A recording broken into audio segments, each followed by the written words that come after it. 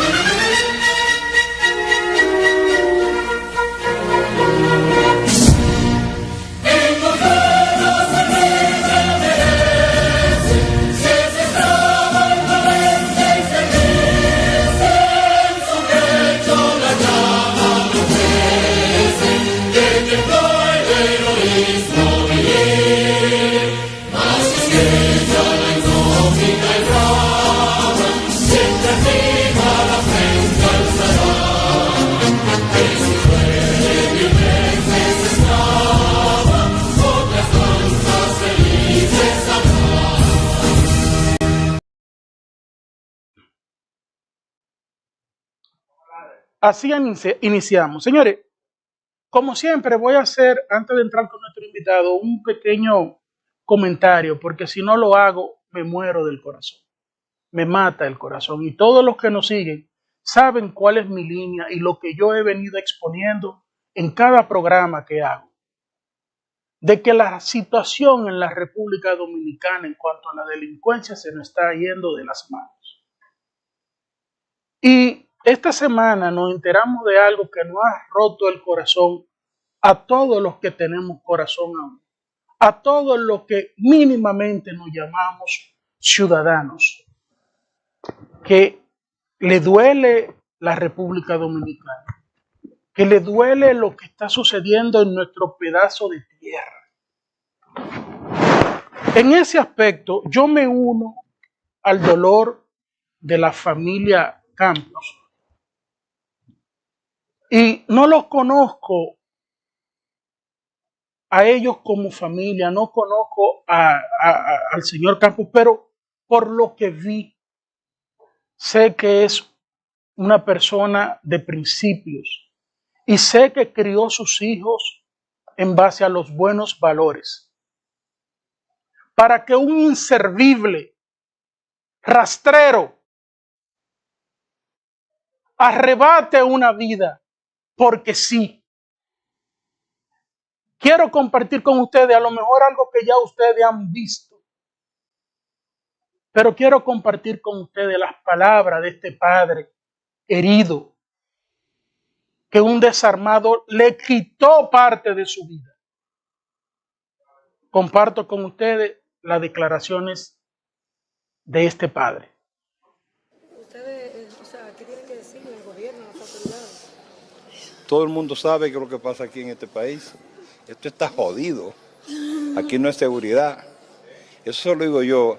Se lo digo a Jesucristo y se lo digo al presidente de la República. Esto no sirve. Esto no sirve. Se llevaron mi hija mayor, un monumento de mujer. No hay una mujer con más pulcritud y más honradez que esa muchacha que yace así, inerte, fría, en un ataúd. Y esta mierda hay que esperarlo, porque esta vaina va a seguir. Esto no es política sucia, esto es de todo. Pero aquí no hay bondad, aquí no hay nada, aquí no hay sentimiento. Se metieron a la casa de esa señora a las 1:50 de la mañana. ¿No? Y desde la galería me dan un balazo en el corazón a mi hija. Yo puedo asimilarlo así, que todo sea sonrisa y que sea politiquería barata en la calle luego. No, yo estoy partido en 20. porque fue a mi hija que le dieron, no fue a la hija de Danilo, a la hija de nadie, desprotegida porque aquí no hay seguridad. Y esto no es política de mi parte, ni que de partita ni nada, yo no soy hombre de esta vaina. Esto está jodido. Aquí hay que actuar porque me pasó a mí ahora, le va a pasar a los siguientes que están mirando aquí, que Dios no lo permita nunca. Señor presidente, si usted me está mirando y usted, quiero que le hagan saber esto, yo soy un hombre igualito que usted. Usted es el presidente, usted es el presidente. Usted no es más hombre que yo, ni más hombre que nadie tampoco. Sea presidente, actúe como el presidente. Pare esta vaina que está bueno ya. Esto es una vagabundería que nadie soporta ya. Mi hija está partida en 20, mi hijo, mi esposa, toda una familia. Esto no va, esto, me jugaron chueco, esto no procede. No procede. Una muchacha llena de vida, en salud, no una funcionaria bancaria, una mujer de trabajo desde niña, honrada. No, y van y le parten el corazón de un balazo en su casa. No, esto no procede. Y perdónenme, señores.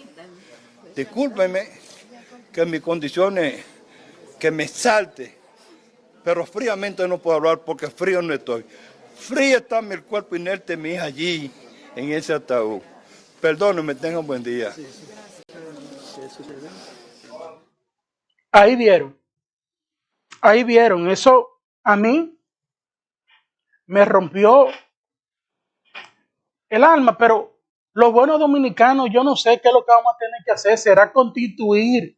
En Nueva York una vez hicieron grupos de poloché naranja, creo que era que se llamaban, y salían a proteger las calles porque parece, coño, que las autoridades aquí están de más. Y perdónenme ustedes también porque saben que no es mi línea molestarme. Pero es que nos están robando el país. Ya aquí no se puede salir. Ya aquí no se puede. Usted compra un celular es para que lo maten. Usted no puede enviar a su hijo solo a ningún sitio. Porque entre teoría, política, picapollo, chapeadora, no han secuestrado, coño, el país. ¿Usted cree que es posible eso? Ver a ese hombre desgarrado. Porque a una crápula le dio la maldita gana. La República Dominicana no puede continuar así. Y todos saben que no es mi línea expresarme como lo estoy haciendo. Pero ya basta. Ya basta de que la República Dominicana esté moviendo eso a diario. Parecemos una revista amarillistas. Ya basta de poses, por Dios. Está bueno ya de que el dominicano siga pagando las consecuencias de autoridades irresponsables. Y usted me va a decir que eso pasa en todos los lugares. Y yo le voy a decir, sí, es cierto. Pero el problema es que aquí está pasando con bastante frecuencia. En un país pequeño. Y ya le demostramos a ustedes en los números que estamos en la violencia en los top de América y América Latina. No es percepción. Usted sabe lo que es dejar una familia descompleta. Porque a un anormal, azaroso, le dio la gana. ¿Y usted cree que lo que había dentro de esa casa o lo que fue a hacer esa persona ahí vale la vida de esa joven? El dolor de esa familia. Y como dice él, y como yo he dicho aquí cientos de veces, hoy fue él, mañana puede ser usted o yo. Y por eso no debemos ser ajenos al dolor que esa familia hoy está sintiendo. Y lo que a mí me duele es que absolutamente nadie ha dicho nada.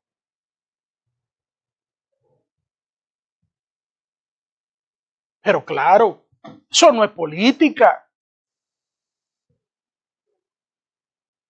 El país, señores, es más que política, por Dios.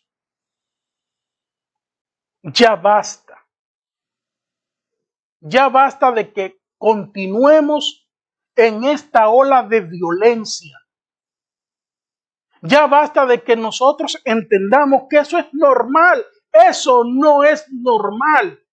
¿O es que acaso la estadística que presentamos aquí, cuando las mismas autoridades afirman que teníamos un 40% de la población con trastornos mentales, es que está subiendo, por Dios? En ese sentido, lo que quería hacer era esta reflexión. Ya basta. Y comparto y me solidarizo con esa familia. Tolentino a lo mejor dirá que hay que agarrar a los delincuentes y matarlos en el Parque Independencia. Yo estoy al punto de pensar que sí. Pero así no podemos continuar. Así no podemos continuar. Señores, quise hacer este ligero comentario porque si no lo decía, como dije, me iba a morir. Pero hoy tenemos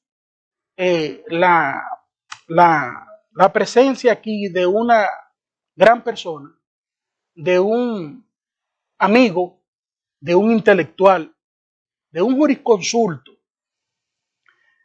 Fue juez, fue ministerio público y por su paso en el tren judicial, lo único que hizo fue aplicar la ley de manera justa y correcta. Tanto así que en estos medios siempre se generan comentarios, mas sin embargo, los únicos comentarios que existen de esta persona son positivos, porque es un ciudadano que le duele su país y en las funciones que ha desempeñado y que yo espero que algún día, aunque él diga que no, siga desempeñando, ha servido de manera honrosa, dedicada, abnegada a esta sociedad. Con nosotros, el magistrado, aunque él dice siempre que es magistrado, Hirohito Reyes. Gracias, magistrado, Buenos por días. estar con nosotros. Gracias, Carlos. Tú siempre generoso. No, El magistrado, trato. Bien. usted sabe que no es porque usted está aquí, pero todos los abogados y no abogados, personas que han tenido contacto con la justicia dominicana en algún momento han sabido de su nombre y del tipo de funcionario judicial que usted fue. Es decir, eso no hay duda en ninguno de los ambientes. Magistrado, las personas hoy que están viendo el programa, vamos a hablarle primero de quién es Hirohito Reyes. Bueno, dicen un refrán por ahí que como que hablar de uno mismo no es lo más apropiado.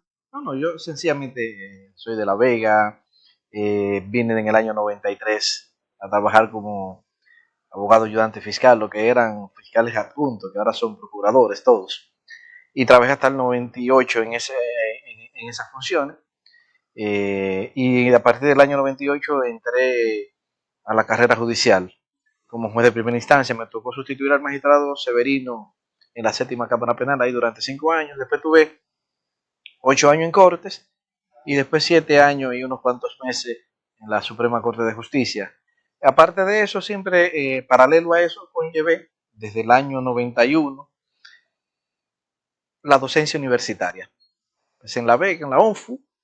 Después estuve laborando desde el año 95, enero del 95, en la Pontificia Universidad Católica Madre y Maestra. Profesor de Derecho Penal, he dado procesal penal y también Historia del Derecho en esa alta casa de estudio, además de haberse dar introducción al derecho como tal.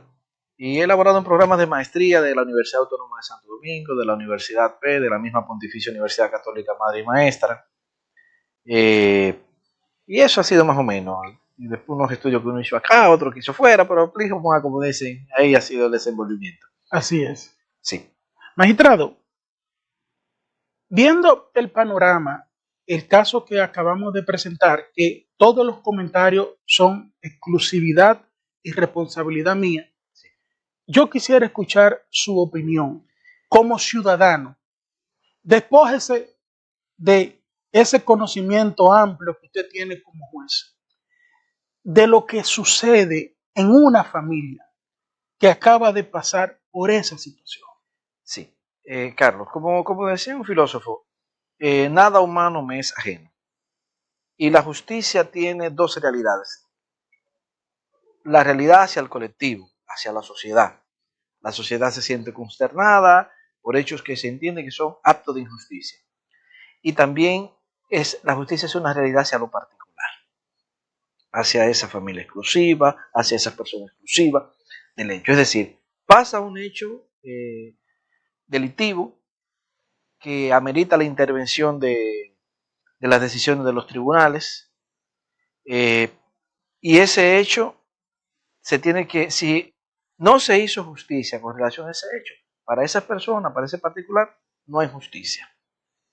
Lo mismo la sociedad puede quejarse. Claro que también en muchos casos lo de la queja social o que la sociedad intervenga muchas veces va a depender de la relevancia de las personas afectadas, de quienes intervienen en el proceso, también cómo se hagan eco los medios de comunicación, porque sin quitar desmedro a este hecho en particular, y esto no son gente que tenía esa connotación de que eran figuras públicas y nada por el estilo, pero esos son eventos que suceden y a veces suceden también con gente que no llega a alcanzar esa connotación. Y fuera que quizás de eso, de verlo de datos estadísticos, hay que ver esa esencia, porque esa es la particularidad. Un hecho afecta a una persona y de por vida y afecta a su medio social, a su medio familiar. Y eso es muy que hay que tener en consideración. Entonces, por eso se tiene que velar de que se haga justicia en todo el sentido de la palabra. Dice la Biblia que el justo peca 7 veces al día. Decían los romanos que todo buen ciudadano romano tiene que tener las siguientes virtudes: el honesto vivir, el vivir honestamente, vivir conforme a la verdad, el no dañar a nadie y la voluntad constante de darle a cada quien lo suyo. Si fueran las virtudes cardinales que señala la Biblia, habla de la prudencia, la justicia, la fortaleza y la templanza. ¿Entiendes? Que debiera acompañar a cada ciudadano en su comportamiento. Lo que pasa es que esto no es al unísono. Lo que pasa es que todos los seres humanos que se desenvuelven en un grupo social no todos están en la misma escala para recibir la misma formación, el mismo comportamiento. Por eso hoy día, un ejemplo en materia de la criminalidad, y no que la gente diga que esto es teórico, no son cosas que se analizan, porque la teoría no es más que un estudio de una práctica mesurada, viendo sus pros y sus contras. Se dice que la criminología, que es la ciencia de las ramas de las ciencias penales que estudia el crimen, el estudio del crimen, es una ciencia del ser, no una ciencia del deber ser, como es el derecho, que se tiene que tratar de alcanzar lo óptimo, lo ideal, ¿me entiendes? El derecho tiene por propósito, aunque la gente no lo cree, es garantizar la felicidad y la buena convivencia de los seres humanos en el juego de sus intereses. Pero la criminología como ciencia del ser tiene que estudiar la criminalidad como es. Es como la economía. La economía estudia la realidad de los bienes tal como es. ¿Se dispone de bienes o no se dispone? ¿Me entiendes? Y la política también es una ciencia del ser, pues tiene que abordar la sociedad y su problemática tal como son, no como debieran de ser. Entonces, ¿qué sucede con la criminología moderna y las corrientes que se siguen para tratar de resolver este tipo de problemas? Que son problemas a grosso espada, a grosso modo, y están en toda la sociedad. Porque una cosa es no queriendo minimizar ni nada por el estilo. La criminalidad, la delincuencia, es un asunto consustancial a todo grupo social. En todas partes se delinque. Por eso siempre se tiene que tratar de tener las mayores medidas preventivas para evitar que eventos como eso sucedan. Nunca se escapa que acciones de estas, que a veces son muy particulares, tengan lugar. Pero siempre se tiene que tratar de hacer el esfuerzo al respecto. Entonces, ¿qué se dice? La criminología moderna se basa en en los siguientes ítems o puntos fundamentales. Primero, el estudio de la persona que delinque, el delincuente. El estudio de la persona de la víctima. Los medios de control social y la política criminal del Estado. La política criminal del Estado que el Estado realiza para enfrentar de una manera exitosa, de una manera efectiva, esa criminalidad que se da al día a día. La República Dominicana, como sabemos, es un país de más de 10 millones de habitantes, es un país que en términos exponenciales, en el año 96 tenía un Producto Interno Bruto de 18 mil millones de dólares. Creo que yo estuve chequeando unas estadísticas, a veces no son todas precisas, que habla que ronda por encima de 81 mil, 84 mil millones de dólares. ¿Qué te quiero decir con eso? No estoy hablando en términos políticos, porque yo eso no es mi función. Que en los últimos 20 y tantos años el país ha experimentado un crecimiento en términos económicos.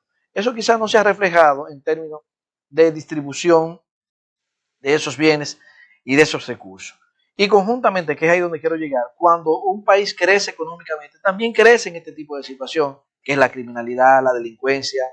Por esta misma, porque yo digo, todo proceso de corregir o de eliminar la delincuencia en cualquier estado tiene los siguientes raseros. Pasa por un rasero de orden económico, pasa de recursos, pasa por un rasero social, de una reconstrucción social, de que muchas de las personas que realizan actividades delictivas, muchas veces que nos encontramos, actividades delictivas de esta modalidad, de asaltos, atracos, homicidios, violaciones, pasan, no es que sean exclusivos de ellos, pero pasan por un asunto de exclusión social, a veces excluidos sociales. Y porque ya hay otra criminalidad que es diferente, la criminalidad relativa al peculado, a los delitos contra la cosa pública, o a los delitos de cuello blanco, toda esa criminalidad financiera, que ya se tiene otro modelo de operador. Es igual que la criminalidad tecnológica, que tiene otro modelo de otro tipo de personas que delinquen. Entonces, ahí eso es esencial, analizar todos esos tópicos. Políticas sociales, políticas económicas, y aparte de eso, porque como dicen, a Dios rogando y con el mazo dando, usted, ejemplo, piché juego arriba, pero también piché juego abajo, reforzar todo lo que son esas labores preventivas de la policía, de los organismos de perseguir del Estado, de las respuestas que tienen que dar las autoridades judiciales, las respuestas que tiene que dar el Ministerio Público, y como tú señalabas que es la forma más efectiva, es si la sociedad no se inmerse, no se involucra directamente en eso, pues nunca va a haber un control. Porque de la sociedad que conoce, fíjate que, ¿qué pasa, por ejemplo? ¿Por qué a veces la policía tiene mucha efectividad en cuestión de encontrar a un agente? Porque tiene toda una red de servicios sociales, una red de servicios, de informantes que te dicen lo que hay, lo que se está moviendo, y porque a veces se le llega rápidamente a alguien. Entonces, todo eso también tiene que reforzarse, sin incurrir en afectaciones de derechos fundamentales, tratar de combinar esa situación. Vamos, magistrado, a hacer una pequeña pausa para continuar con interesante tema. Vamos a pausa.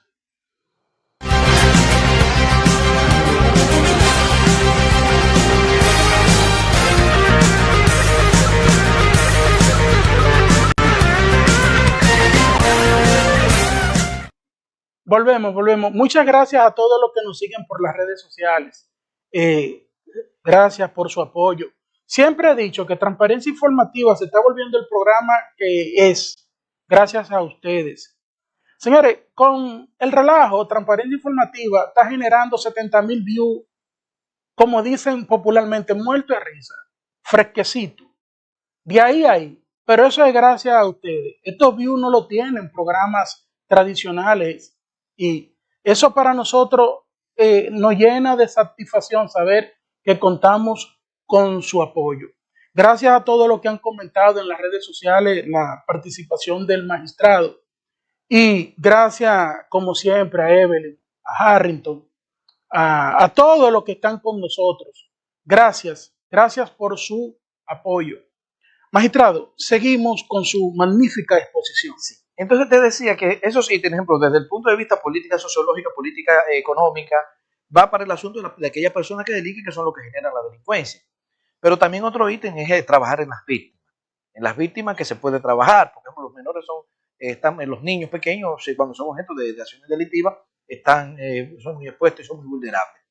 Pero también que es un problema que se da en la materia de violencia de género, que el gran problema que tiene la violencia de género, por lo cual a veces muchas de las políticas son un tanto inefectivas, es el asunto de que la víctima convive con el victimario. Entonces ahí hay un margen que es un poquito difícil de controlar, pero claro, el fallo en lo relativo a la violencia de género es el asunto cultural. Se tiene que cambiar esos estereotipos culturales. Se tiene lo que tú señalabas, tiene que haber todo un reforzamiento en valores, pero es que no todos los ciudadanos van a coger valores. Uno diría, bueno, en otras actividades delictivas, ¿qué es lo que hace? Pues las consecuencias se aumentan, las consecuencias penales, de penas, medidas de seguridad, pero también ahí, en ese espacio, ese tipo de violencia, tenemos un problema, de que a veces estos individuos cometen estos hechos y ellos se suicidan, lo que se entiende que el disuasivo punitivo tampoco es del todo efectivo. Y por eso se habla de que la criminología también estudia a la víctima, la vulnerabilidad de que es objeto la víctima, ¿me entiendes? Entonces, para tratar de que también cambiar esos parámetros, de cambiar también esa transformación cultural que debe, no es que se le esté cargando el dado a la víctima, no, es que, ejemplo, las medidas de precaución que debe de tomar, observar. Claro que en violencia de género es muy difícil, pues te repito, porque primero es una relación pasional, es una relación de poder, porque casi siempre una parte se impone a otra por una u otra razón, sea en términos hasta de chantaje sentimental, de lo que sea, pues por las mismas cuestiones económicas que se dan, y se tiene que hacer claro, evidentemente, una transformación en el plano cultural, de que los hombres ya eso no se conciba de que tengan, es que no hay ningún argumento para maltratarla. Usted puede decir, pasó esto, aquello, no, pero es que no, definitivamente eso es inaceptable. Entonces, otro aspecto, y de ahí entran ustedes, y el gran aporte que hacen todos los medios de comunicación, los medios de control. Ya el mundo es otro porque los medios de información se han masificado. Y eso hace que la gente se restrinja. Fíjense que cuando hay una cámara la gente se restringe. Así es. Los delitos que afectan el patrimonio del Estado, si solamente ese tipo de personas están tutelados por la efectividad de los medios de control y fundamentalmente la prensa tiene un medio por excelencia. Ahí entran otros medios de control informales que son muy efectivos, la escuela, la familia, la religión. La familia es la clave. Yo creo que gran parte de los problemas que suceden hoy es por la situación familiar que se está generando. Pero eso ya es una cosa que no está al alcance de uno porque sociológicamente el país también ha cambiado. ¿Me entiendes? Pasamos de ser una sociedad que en los años 70 la mayoría de las personas vivían en las zonas rurales para ya en la época vigente hoy el 75% de los dominicanos viven en las ciudades. ¿Me entiendes? Eso es una particularidad que está muy expuesta. Incluso hasta como consecuencia de eso, yo me acuerdo, en el año 84 el país tenía un 12% de capa boscosa. Hoy tiene un 36%, pero es porque se ha dado esa migración. Aunque claro, hay otros factores que están afectando el asunto de la preservación del medio ambiente. Y entonces, la política criminal del Estado tiene que ser dirigida tanto preventiva, tanto reactiva, y una acción conjunta a tratar de evitar que estos hechos se den con esa frecuencia, porque efectivamente eso afecta. Un ejemplo, en la ciudad de Nueva York tenía mucha criminalidad en los años 80, y cuando el Giuliani, el mayor, que fue el alcalde, la disminuyó bastante. Claro, los norteamericanos tienen una visión muy pragmática de la aplicación de las normas jurídicas, del derecho. Cuando hay mucha criminalidad, pues ellos reducen garantías de esas que tienen los ciudadanos. Cuando hay muchos abusos policiales, muchas cuestiones, pues entonces ellos interponen, aplican políticas de deterrence. Entonces, porque todo tiene que la vida ser un equilibrio. Claro, por ejemplo, fíjense que la criminalidad tiene una particularidad. El policía y el jurista, la sociedad, ven la criminalidad de manera diferente. Como el policía la tiene a la mano al día, aplica muchas políticas preventivas que pueden ser a veces afectación de derechos fundamentales. ¿Me entiendes?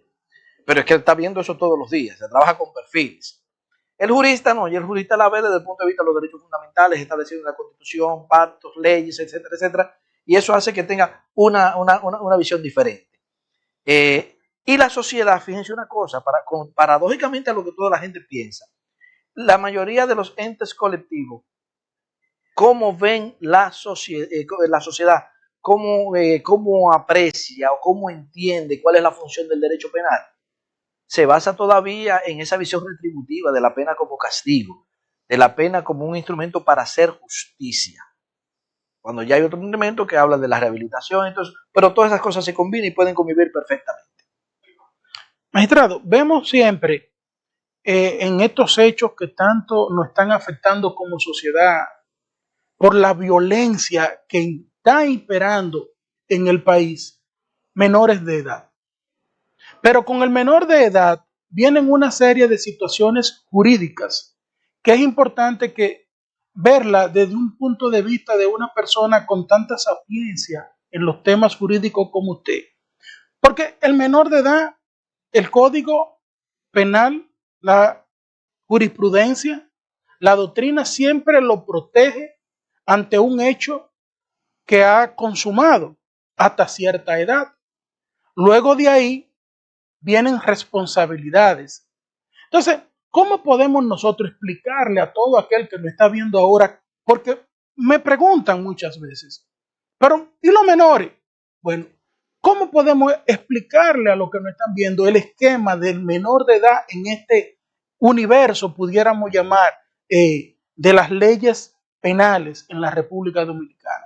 Y las responsabilidades, claro está, civiles o cualquier otro tipo de responsabilidad que pudiera desprenderse de una acción de un menor de edad.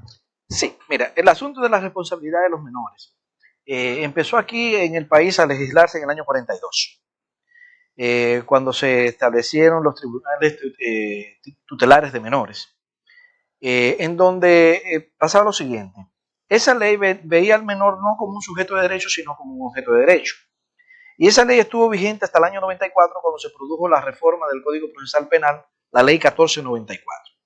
¿Qué pasaba con la ley aquella? Esa ley en principio le indicaba responsabilidad a los padres de los hechos cometidos por los menores. ¿Entiendes? Después ya se ha dado cuenta que el principio de la personalidad de la pena, que eso era inconcebible. Pero sí todavía persiste aún el nuevo Código Procesal Penal, la ley 13603, la responsabilidad civil de los padres por los hechos cometidos y realizados por los menores. Me informan que tenemos que hacer una pequeñita pausa. Perfecto. No se vayan, seguimos con ustedes.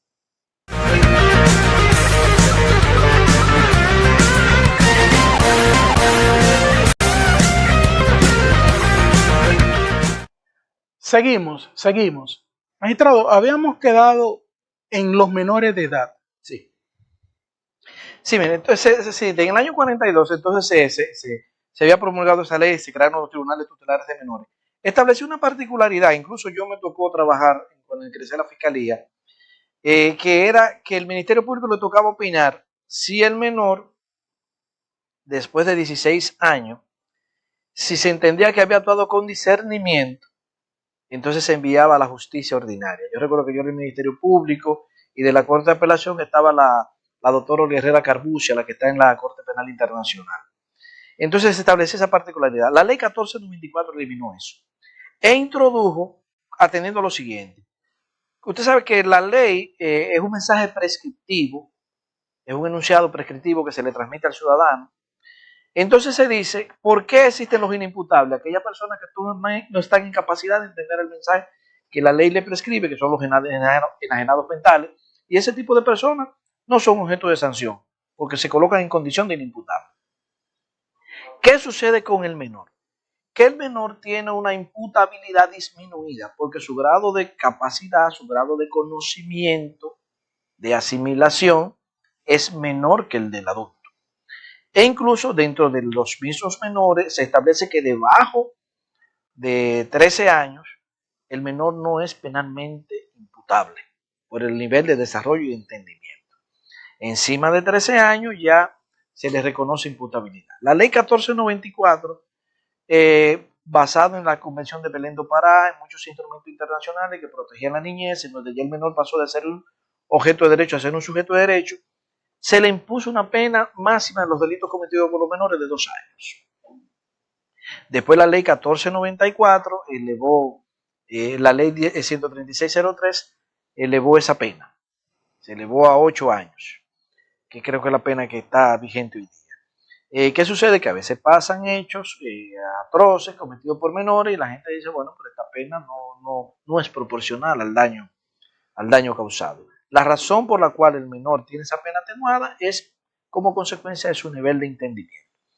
Si uno maneja datos estadísticos, la participación de menores en hechos delictivos de criminalidad aparente, es decir, de la criminalidad que llega a las autoridades, no es tan alta, porque los tribunales de niños y niñas adolescentes a veces no tienen tantos casos que conocer y ventilar.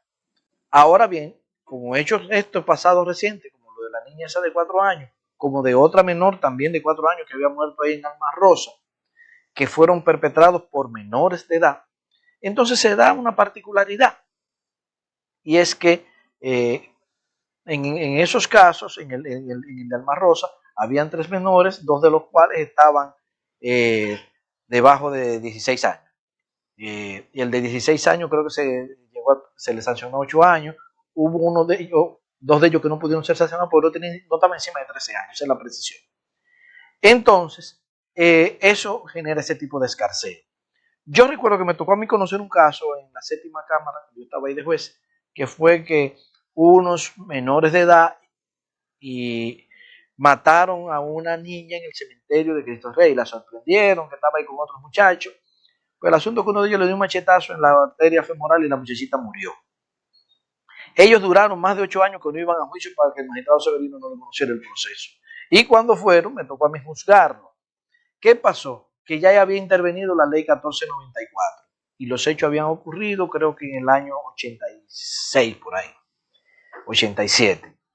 ¿Y qué sucede? Que los que eran mayores de edad al momento de la ocurrencia del hecho, que habían 2 mayores de edad, pues tuvieron una sanción de 30 años. Y los menores de edad, la pena que se le podía imponer, que era de 2 años, ya la tenían cumplida porque tenían 8 años guardando prisión.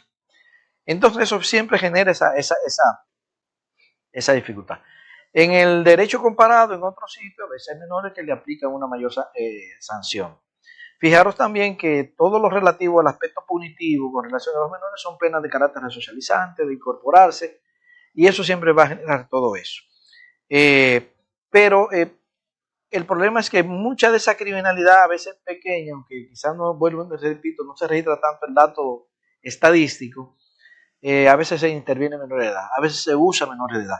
Fijaros bien que casi siempre en leyes especiales como la ley de tráfico de personas, la ley de tratas de personas, en donde las víctimas son menores de edad, se incrementa fuertemente el delito. En la ley 50 par de 8, cuando se utilizan menores, pues también eso es un agravante del delito.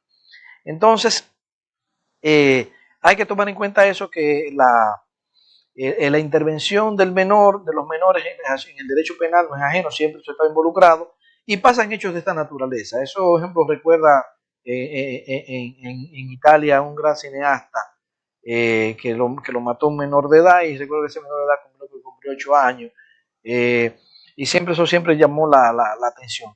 Entonces ahí se requiere lo mismo que estaban hablando, se requiere trabajar en elementos fundamentales, como es la familia en la medida de lo que se puede, como lo es la escuela, que es esencial, y como lo viene la intervención de grupos informales, como grupos religiosos, clubes sociales, para tratar de enderezar un poquito esa situación de que, y usted sabe ahora todo el bombardeo que se recibe de esta transculturación y de este mundo en que ellos viven. Nada más usted tiene que ver la música ahí que se escucha, no es por desmedro de esa música ni nada por el estilo, pero ellos narran la realidad de su barrio y hacen una apología y una exaltación a las acciones delictivas, fundamentalmente todo lo que es el consumo de droga y todo eso, también lo que es la distribución y todo eso, porque eso se salta. Y eso es propio, vamos a suponer, ahí se hizo una película llamada Ciudad de Deus para analizar la criminalidad en Brasil, en Sao Paulo, y yo te voy a decir una cosa, esa película se la llevaron a unos menores ahí a uno de esos centros de rehabilitación, y me estaba explicando la socióloga que le había dado la película, que el propósito cuando le dio la película, que ella quería que se alcanzara, que era que hiciera una reflexión sobre esa actividad delictiva. La mayoría de muchos de esos muchachos se estaban identificando con los personajes de la película, como pasa con las narconovelas. Entonces, todo esto tú tienes que tener en cuenta. De ahí que la función de la familia, la función de la educación, es fundamental para tratar de corregir todo eso, pero yo creo que eso no alcanza. Se necesitan de una mayor participación y entonces también de una particularidad, que la delincuencia tiene un problema que data de la primera escuela clásica cuando lo analizaba, que también está sujeto a un asunto de libre albedrío, que usted no lo puede excluir de parte, porque entonces todo en países como Suecia, una gente que tiene toda la mejor formación del mundo y un bendito psicópata se le da como matar a 80 gente. Así es. Entonces, y ahí eso sí hay que tener, tú hiciste ahorita una parte, un razonamiento, una observación muy aguda y muy precisa y certera, es que también se tiene que trabajar el aspecto psicológico, psiquiátrico, porque muchos de esos hechos obedecen a comportamientos, a parámetros afectados por paranoia, esquizofrenia. Yo no soy experto, no soy médico, sino de lo que uno ve, bipolaridades, y entonces todo ese tipo de comportamiento tú tienes también que tomarlo en consideración. Fíjate que a veces, al contrario de lo que piensa la gente, por ejemplo, a veces la Iglesia Católica cuando hace un matrimonio pide que se hagan la prueba del SIDA, pero también hacen evaluaciones psicométricas para saber por dónde anda la cosa.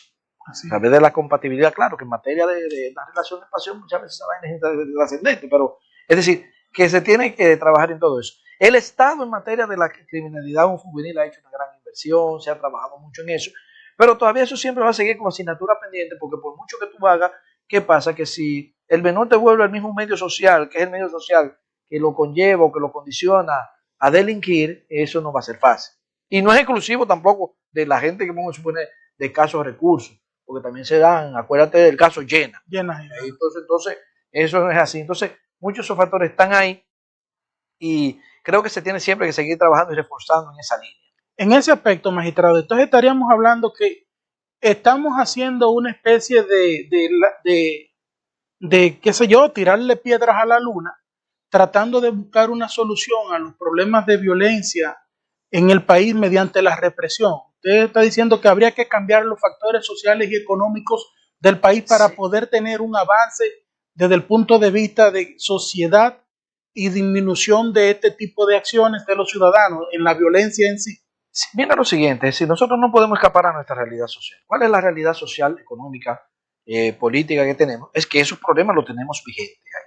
Entonces no podemos decir que, no, que la parte operativa, que la parte reactiva es ineficaz o que tenemos que cambiarla, sino que se tiene que seguir reforzando esa parte, pero es que, ejemplo, la criminalidad no puede ser un asunto único y exclusivamente de policías y de autoridades, porque lo que estaríamos entonces es atacando la consecuencia y no atacando la causa.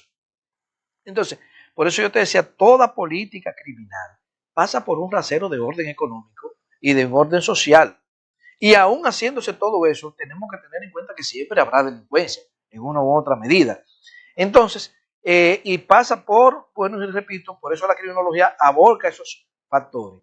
El estudio de la persona que delinque, el estudio de la víctima, los medios de control social, que son los que más pueden incidir, porque un medio de control social, los medios de control social, los medios de comunicación social te calman en el país, ¿entiendes? Y por último, esa política criminal, detectar en qué se tiene que ser, dónde precisa hacer la intervención, ¿entiendes? ¿Dónde precisa hacer la intervención?